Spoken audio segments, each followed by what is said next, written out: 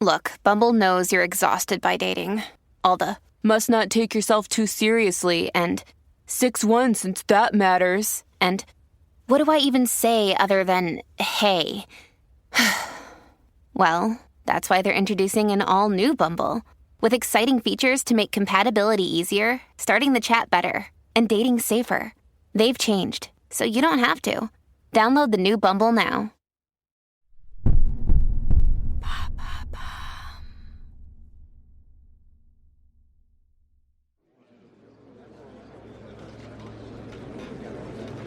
Petit à petit, les lumières sont éteintes et tous les stores baissés. Un voile funèbre tombe sur la salle d'audience. Sans même que le juge ait besoin de demander le calme, l'assemblée se fige dans un silence absolu. Qu'il s'agisse des témoins, des journalistes, d'avocats, de policiers ou de simples citoyens, une forte appréhension se lit dans les yeux de chacune des personnes présentes. Assis côte à côte sur des rangées pleines à craquer, les corps semblent statufiés. C'est à peine si l'on se permet de baisser la tête, de froncer les sourcils ou de se tordre nerveusement les doigts. Remontant l'allée centrale, l'un des huissiers fait péniblement rouler son chariot jusqu'au box des jurés, portant vers eux l'écran nécessaire à la projection. Dans cette atmosphère écrasante de solennité, le son plaintif de l'une des roues cassées détonne tellement qu'il pourrait presque faire sourire, si l'heure n'était pas aux révélations morbides.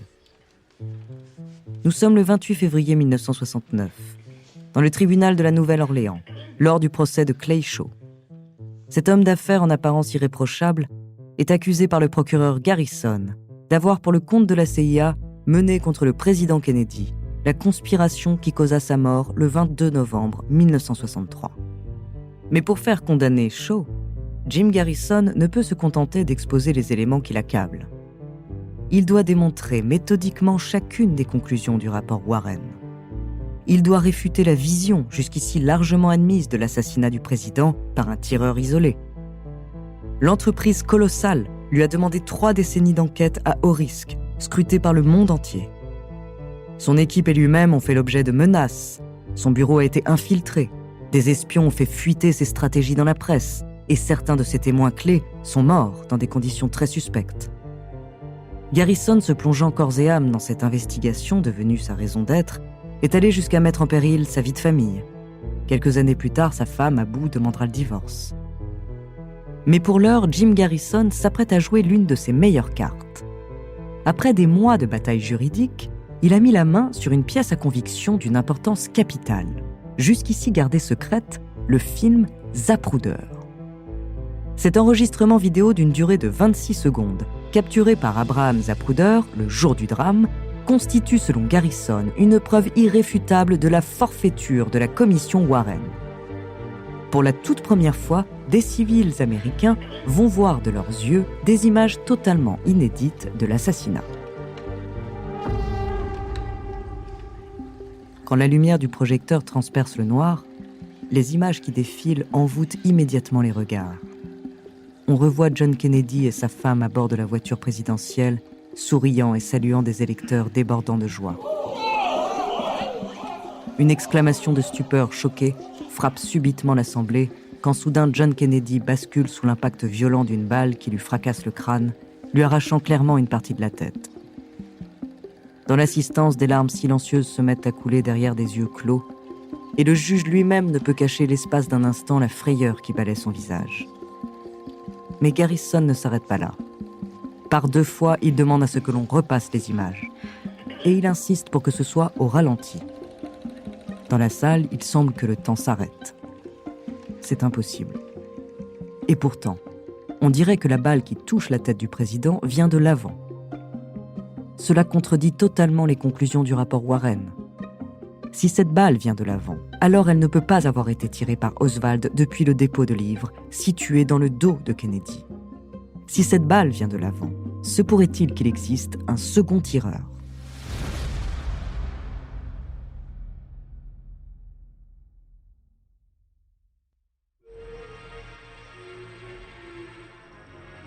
Bonjour, je suis Andrea Brusque, bienvenue dans Les Fabuleux Destins. Cet épisode est le 4e que nous consacrons à l'assassinat du président Kennedy. C'est l'un des plus grands mystères du XXe siècle et un scandale politique d'une ampleur inégalée.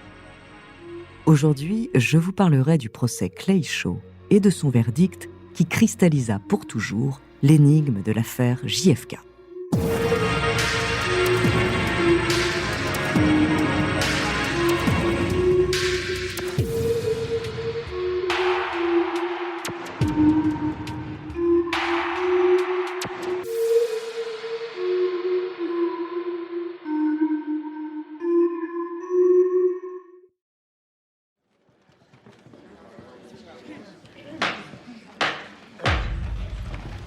Au début de l'année 1969, le monde a les yeux rivés sur la Nouvelle-Orléans où se déroule le procès du siècle. Pendant 2 mois, tout le rapport Warren est ébranlé par le travail du procureur Garrison. Obsédée par la thèse du tireur unique, la commission a tout simplement choisi d'ignorer les déclarations contradictoires. 51 témoins affirment avoir entendu des coups de feu tirés face au cortège présidentiel. Leurs témoignages ne sont pas retenus. La première autopsie du président fait état de blessures par balles venues de l'avant et de l'arrière, mais la commission choisit tout bonnement de ne retenir que la seconde autopsie, qui évoque uniquement des blessures dans le dos du président. Et Garrison s'est vu refuser par le ministère de la Justice l'accès aux photos de ladite autopsie. Pour lui, il est inconcevable que ces aberrations soient le fruit du hasard. La commission n'a pas fait d'erreur, elle a fait des choix. Le 28 février, quand il constate l'impact colossal du film Zapruder sur les jurés, Garrison en profite pour abattre l'atout qui, selon lui, prouve au-delà de tout doute raisonnable la malhonnêteté du rapport Warren. Il plante ses yeux dans ceux de Shaw, puis déclare « Messieurs les jurés, j'aimerais à présent vous parler de la balle magique. » Son assistant lui tend alors le dossier qu'ils ont assemblé pendant des mois, qui contient des dizaines de schémas et de rapports d'experts. Toute sa démonstration est là. Mais Garrison n'en a plus besoin. Ce dossier, il l'a lu des centaines de fois. Sous les yeux des 12 jurés suspendus à ses lèvres, animé par la seule force de ses convictions, le procureur se lance dans les minutes les plus importantes de toute sa carrière. Garrison rappelle que lors de l'assassinat, le gouverneur du Texas, John Connolly, se trouvait aussi dans la voiture, juste devant le président. Il a été gravement blessé par une balle lui transperçant le dos, puis frappant son poignet et sa cuisse. Or, dès le début de son travail, la commission a formellement déclaré que seulement 3 balles avaient été tirées. L'une a frappé le dos du président, l'autre sa tête, et la 3e a frappé le gouverneur. L'analyse semble alors crédible, mais peu après, un témoin sort de l'ombre. James Tegg, proche du cortège le jour du drame, dit avoir été blessé par un éclat de balle ayant frappé le trottoir près de lui. Quand les analyses du trottoir corroborent sa déclaration, tout change. Si seulement 3 balles ont été tirées et que la première a manqué sa cible en frappant le trottoir, alors il n'en reste plus que 2. L'une a causé la blessure fatale de JFK à la tête, soit. Mais dans ce cas, la 3e balle a dû à elle seule transpercer son dos, ressortir par sa gorge, puis ensuite traverser le dos du gouverneur, son poignet et sa cuisse. C'est simple. Toutes les analyses balistiques démontreront qu'au vu de la multiplicité des blessures, la prétendue trajectoire de cette 3e balle est absolument impossible. Une balle ne peut pas traverser 2 corps en autant de points différents. Mais plutôt que de l'admettre, la commission Warren décide de valider la théorie de cette fameuse balle magique rationnellement inexplicable. Pour Jim Garrison, ces faits sont la preuve formelle qu'au moins 4 balles ont été tirées, ce qui implique la présence d'au moins un autre tireur. Et si au moins 2 tireurs sont impliqués, cela constitue par définition aux yeux de la loi l'existence d'une conspiration. Avec cette démonstration, il devient évident pour les jurés que les conclusions du rapport Warren sont mensongères. Reste encore à leur prouver que Clay Shaw est l'instigateur du complot. Garrison appelle 3 témoins à la barre: Perry Russo, Charles Spinzel et Vernon Brundy. Tous affirment avoir entendu Shaw évoquer l'assassinat de Kennedy avec Oswald et David Ferry. Mais l'accusé reste impassible. Il toise les 3 hommes sans ciller, persuadé que ses avocats les tailleront en pièces lors du contre-interrogatoire. Ce qu'ils font sans difficulté. Ils ciblent la toxicomanie avérée de l'un, la fascination de l'autre pour l'hypnose et les multiples contradictions du 3e. Garrison assiste impuissant à l'humiliation publique de ses témoins clés. Il vient d'utiliser sa dernière carte et les jurés se retirent pour délibérer.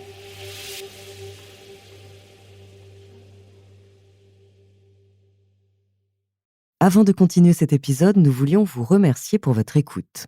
Si vous voulez continuer de nous soutenir, abonnez-vous à la chaîne Bababam Plus sur Apple Podcast. Cela vous permettra une écoute en avant-première et sans interruption. Ou bien écoutez ce message de notre partenaire sans qui ce podcast ne pourrait exister. On se retrouve tout de suite après.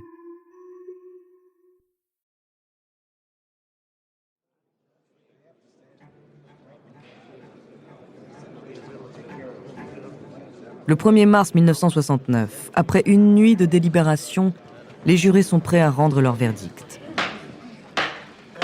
Pendant 2 mois, le procureur Garrison a tout fait pour les convaincre des dissimulations de la commission Warren et de l'existence d'un vaste complot impliquant la CIA, son ancien directeur Allen Dulles, et des anticastristes hostiles à Kennedy.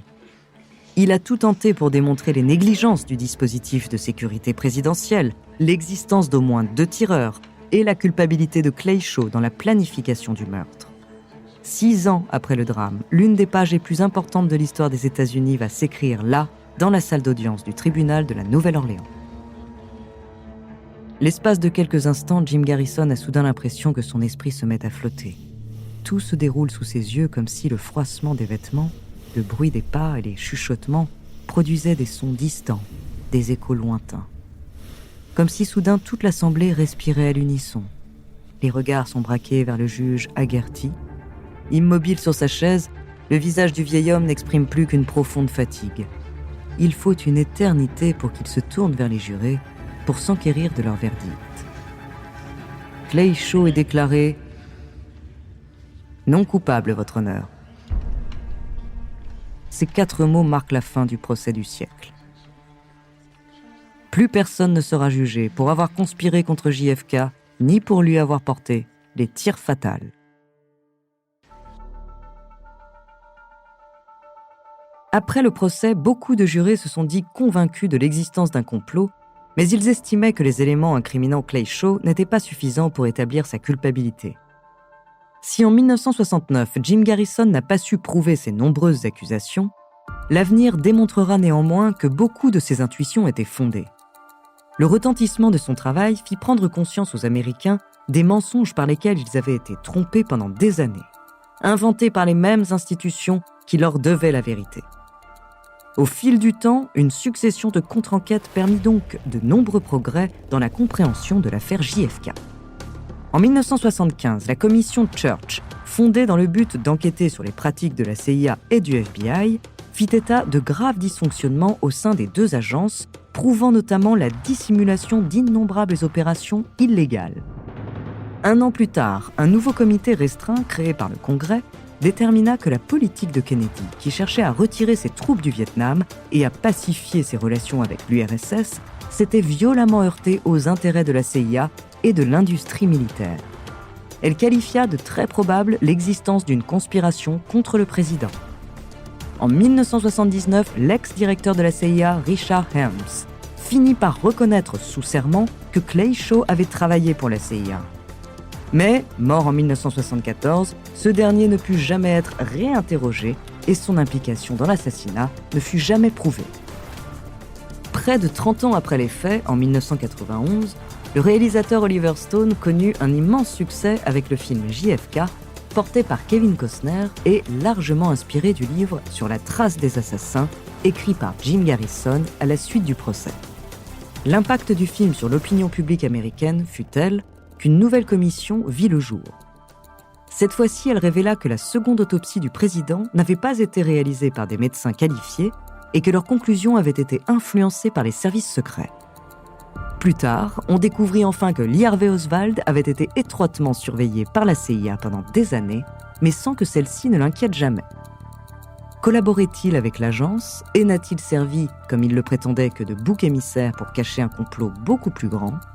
En 2029, les derniers documents classifiés liés à l'assassinat de Kennedy seront rendus publics. Peut-être qu'alors l'Amérique tournera enfin cette page qui reste à ce jour l'une des plus sombres de son histoire.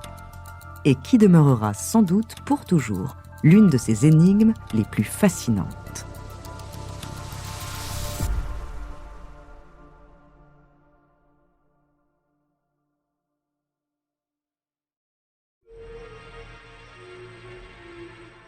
Merci d'avoir écouté cet épisode des Fabuleux Destins, écrit par Clément Prévost, réalisé par Gilles Bavulac. Dans notre prochaine saison, je vous parlerai de Maximilian Schmidt alias Shiny Flex, l'adolescent devenu millionnaire avec le plus gros site de vente de drogue en Allemagne. En attendant, si cet épisode vous a plu, n'hésitez pas à laisser des commentaires et des étoiles sur vos applis de podcast préférés.